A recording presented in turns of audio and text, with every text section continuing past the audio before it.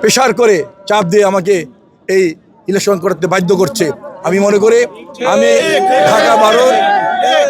ঢাকা বারোর জনগণের সাথে আমার একটি সামাজিক বন্ধন আছে। বাংলাদেশের মানুষ এমন একজন ব্যক্তিকে হারালেন যিনি এই বাংলাদেশের 18 কোটি মানুষের মুরব্বী ছিলেন, যিনি গত 16 বছর বাংলাদেশের মানুষকে একটি ফ্যাসিস্ট থেকে মুক্ত করার জন্য নিজের জীবনটা বিলিয়ে দিয়েছেন, তারপরে কিন্তু আপোষ করেননি। আমাদের সেই প্রাণপ্রিয় নেত্রী গত 30শে ডিসেম্বর ইন্তেকাল করেছেন। ইন্না লিল্লাহি ওয়া ইন্না ইলাইহি রাজিউন।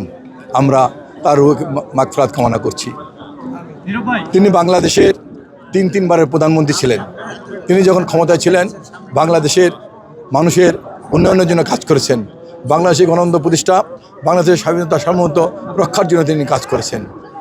তিনি বাংলাদেশের আলেম সমাজকে তিনি সম্মান করতেন, তিনি শ্রদ্ধা করতেন। তিনি ইসলামী শিক্ষা বিস্তারের জন্য কাজ করেছেন। বিশেষ করে তিনি কওমি মাদ্রাসার উন্নয়নের জন্য, কওমি মাদ্রাসার শিক্ষার বিস্তারের জন্য কাজ করেছেন। আজকে আমরা সেই মানুষটিকে হারিয়ে ফেলেছি। আপনারা দেখেছেন পৃথিবীর সবচেয়ে বৃহৎ জানাজা হয়েছে আমাদের প্রাণপ্রিয় নেত্রী বেগম খালেদা জিয়ার। এটা আমরা মনে করি আমাদের জন্য গর্ব, এই জাতির জন্য গর্ব, যে জাতি আজকে শ্রদ্ধা করেছে বেগম খালেদা জিয়াকে। তার সমাধিতে এসেছি ফাতিহা পাঠ করার জন্য, তার জন্য দোয়া করার জন্য।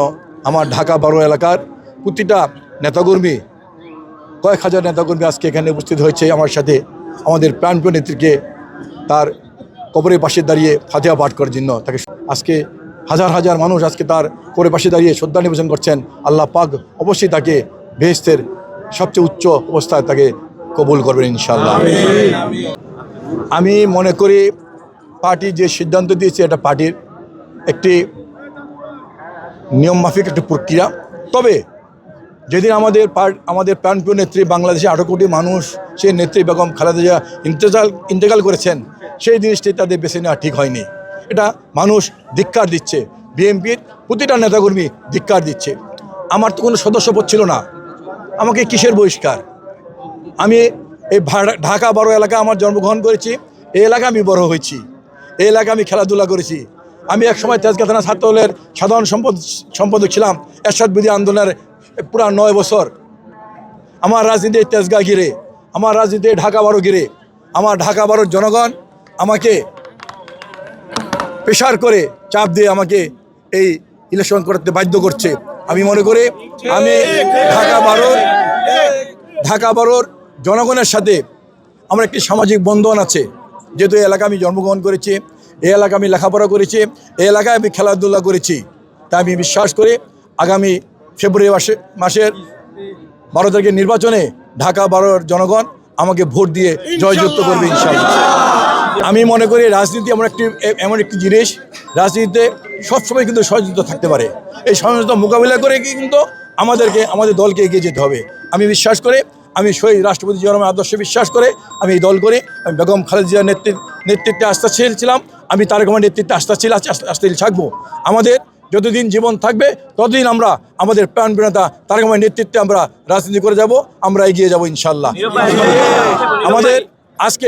আমাদের প্রাণপ্রিয় নেত্রী বেগম খালেদা জিয়া শাহাদাত বরণ করার পরে যে শূন্যতা পূরণ হয়েছে, আগামী দিনে আমরা তারেক রহমানের নেতৃত্বে আমরা সেই শূন্যতা পূরণ করবো ইনশাআল্লাহ। সবাইকে